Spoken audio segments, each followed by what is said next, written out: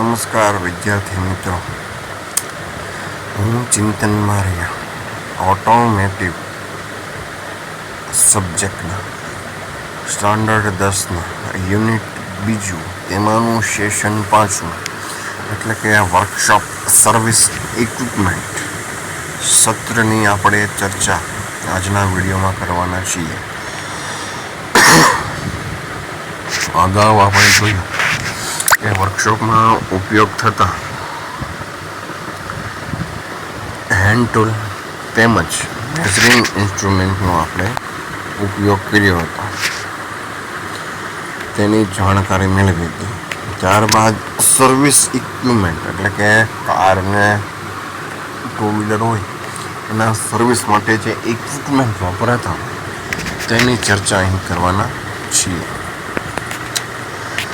તો આધુનિક સર્વિસ વર્કશોપમાં વાહન સંચાલન અને સર્વિસ માટે મહત્વપૂર્ણ વર્કશોપ મશીન ગોઠવે છે. આ મશીનો મિકેનિક માટે કાર્યને ખૂબ વ્યવસ્થિત આરામદાયક બનાવે છે. વર્કશોપમાં ફિટ કરવામાં આવતા સામાન્ય ઓજારોમાં 2 પોસ્ટ લિફ્ટ છે, એર કમ્પ્રેસર છે, વ્હીલ બેલેન્સર છે, બેચ વાઇઝ છે, વર્કચેબલ છે, batch grinder, oil draining, lifting માટેનું ઓજાર છે, કુલિંગ સિસ્ટમ ટેસ્ટર છે, બીસી ક્લેમ્પ મીટર છે, કુલન્ટ ટેસ્ટર છે, બેટરી ચાર્જિંગ સિસ્ટમ સેન્ટર છે, ડાયગ્નોસ્ટિક ટૂલ છે,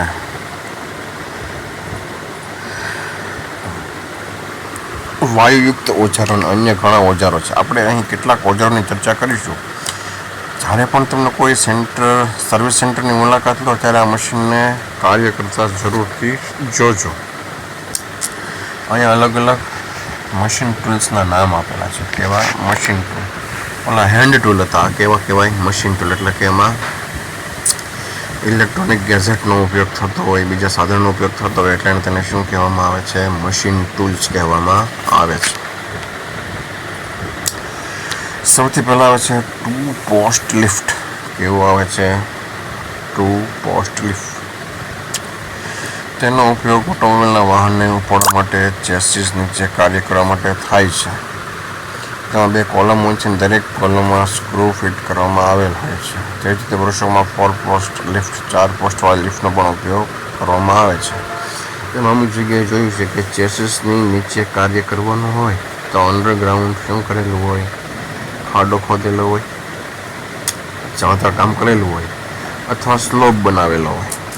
પણ આવું બધું ના કરવું હોય તો તેની જગ્યાએ શું ઉપયોગ થાય છે? 2 પોસ્ટ લિફ્ટ અને 4 પોસ્ટ લિફ્ટ. હવે લિફ્ટમાં કેવું હોય? તેના 2 પોસ્ટ હોય છે અને 2 પોસ્ટમાં કેટલા આમ હોય છે? 2, જેના વડે આપણું 4 વ્હીલ તેમાં ઉંચકવામાં આવે. તમે આકૃતિમાં જોઈ શકો છો કે આ 2 પિલર આપવામાં આવેલા છે અને પિલરના એક પિલરમાં કેટલા આર્મ આપેલા છે? 2, જેના દ્વારા આપણા વાહનને ઉચકીને એક જગ્યાએથી બીજી જગ્યાએ, એટલે કે એની નીચે કામ કરવું હોય તો તે જગ્યાએ આપણે શું આ લિફ્ટ દ્વારા તેને ઉચકી અને ચેસિસ નીચે કાર્ય કરી શકીએ છીએ. જો આકૃતિમાં જોઈ શકો છો કે આપણી આ કાર છે, તેને આર્મ ક્યાં આપેલા છે? નીચે આર્મ આપીને તેને લિફ્ટ કરી નીચે ક્લિનિંગ અથવા કોઈ પણ રિપેરિંગ કાર્ય છે એ આપણે આ 2 પોસ્ટ લિફ્ટ દ્વારા કરી શકીએ છીએ. અહીં તમે જોઈ શકો છો કે અહીં આપણને 4 પોસ્ટ લિફ્ટ એટલે કે 4 પોસ્ટ આપેલા છે. આ 4 પોસ્ટને આધારે આપણે શું કરતા હોઈએ છીએ કે વાહનને લિફ્ટ કરતા હોઈએ છીએ. આગળ છે ત્યાં તમે જોઈ શકો છો કે આપણને 2 પોસ્ટ એટલે કે 2 પોસ્ટ, 2 પિલર આપેલા હોય છે. તેના દ્વારા આપણે સર્વિસનું કાર્ય કરતા હોઈએ છીએ. અને અહીં જે છે એ 4 પોસ્ટ એટલે કે 4 પિલર આપેલા છે. એના દ્વારા આપણે અહીં સર્વિસ કરી શકીએ છીએ. આ ટાઈપની સર્વિસ ઇક્વિપમેન્ટ તમને કોઈ પણ સર્વિસ સ્ટેશન હોય, કંપનીનું કે પ્રાઇવેટ, તમે ત્યાં આ પ્રકારની લિફ્ટ જોઈ શકો છો. ત્યાર પછી આવે છે એર કમ્પ્રેસર.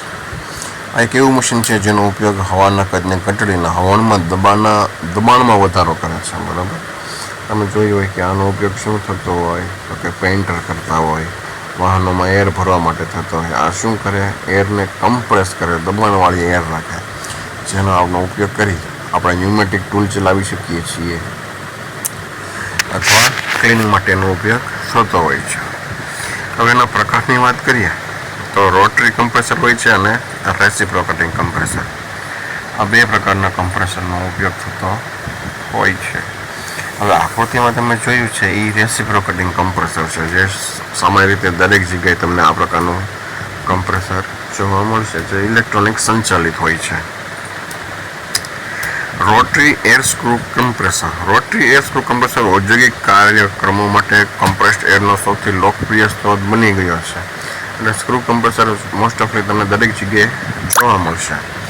હવે રેસિપ્રોકેટ કમ્પ્રેસર છે એ મોટા કદની દુકાન અથવા ઔદ્યોગિક ઉપયોગમાં રચાયેલા indoor range two stage electric air compressor એવી ગુણવત્તા અને કામગીરી પ્રદાન કરે છે. ઘણા કાર્યક્રમો અને વપરાશકારો માટે આદર્શ છે, જેમાં ઓટોમેટિવ સર્વિસ અને body shops, fleet maintenance, machine shop, નિર્માણ અને ઉત્પાદન ક્ષેત્રો, કાર વોશ, દુકાનો અને ખેતરોની જાળવણી, સમારકામ વગેરે સમાવેશ થાય છે. તો આમાં આપણે રેસિપ્રોકેટિંગ કમ્પ્રેસર અને રોટરી કમ્પ્રેસર વિશે શીખ્યા. તેની કાર્યપ્રણાલી આપણે આગળ જોઈએ. તો અહીંયા તમે જોઈ શકો છો તો કે આ કેવું છે, રોટરી કમ્પ્રેસર. આમાં કેવું છે, ફિક્સ્ડ વાલ્વ છે, જેના આધારે શું થાય છે કે એર અંદર આવે છે, અંદર એક શાફ્ટ હોય, રોલર હોય છે, શું થાય છે, ફરતું હોય છે, તેમાંથી એક ડિસ્ચાર્જ વાલ આપેલો હોય અને ઇનલેટ વાલ આપેલો હોય, જેના દ્વારા વર્ક થતું રહે છે. હવે જેવું સક્શન થશે એટલે વાલ્વની અંદર શું થશે, હવા પ્રવેશ છે, એને લીધે શું થશે કે એરને રોલ દ્વારા કમ્પ્રેસ કરવામાં આવશે અને ડિસ્ચાર્જ થ્રુ શું થશે, બધી હવા નીકળી જશે અને આપણને ઉચ્ચ દબાણ અને ઉચ્ચ તાપમાનવાળી હવા પ્રાપ્ત થતી હોય છે. ત્યારબાદ છે તમે જુઓ છો આપણા એન્જિન ટાઈપનું કેવું હોય, રેસિપ્રોકેટિંગ કમ્પ્રેસર. એમાં બે વાલ આપેલા હોય, ઇનલેટ વાલ અને આઉટલેટ વાલ. સક્શન દરમિયાન શું થશે, અંદર હવા આવશે અને આઉટલેટ મારફતે આ કમ્પ્રેસ્ડ એર છે એને બહાર કાઢી દેવામાં આવશે, જેથી કરીને આપણને હવા પ્રાપ્ત થાય. ત્યારબાદ છે વ્હીલ બેલેન્સર. શું આવશે, વ્હીલ બેલેન્સર, એટલે કે 4 વ્હીલ હોય બરાબર, એના વ્હીલમાં યોગ્ય બેલેન્સ જળવાઈ રહે તે માટે તે વ્હીલ બેલેન્સ છે કે નહીં તે જોવામાં આવે છે. અને જો તે બેલેન્સ ન હોય તો તેમાં કાઉન્ટર વેટ મૂકીને શું મૂકવામાં આવે છે, કાઉન્ટર વેટ મૂકીને તેને યોગ્ય કરવામાં આવે છે. વ્હીલ બેલેન્સ ટાયર વાઇબ્રેશન અને બાઉન્સને ઘટાડવા માટે મદદ કરે છે. વ્હીલ બેલેન્સિંગ ટ્રેક્શન દ્વારા સ્ટીયરિંગ કંટ્રોલ સુધરે છે અને ટાયરનું આયુષ્ય વધે છે. સ્વચાલિત વ્હીલ બેલેન્સર ટાયરની દુકાનો, વર્કશોપમાં રચાયેલ છે. તે ખૂબ જ સરળ અને સંચાલિત કરવું સહેલું છે. તમને એનું હજી ઉદાહરણ આપું તો જો આ વ્હીલ બેલેન્સર અહીં તમને જોવા મળે છે અને એક સ્ક્રીન આપેલી હોય છે.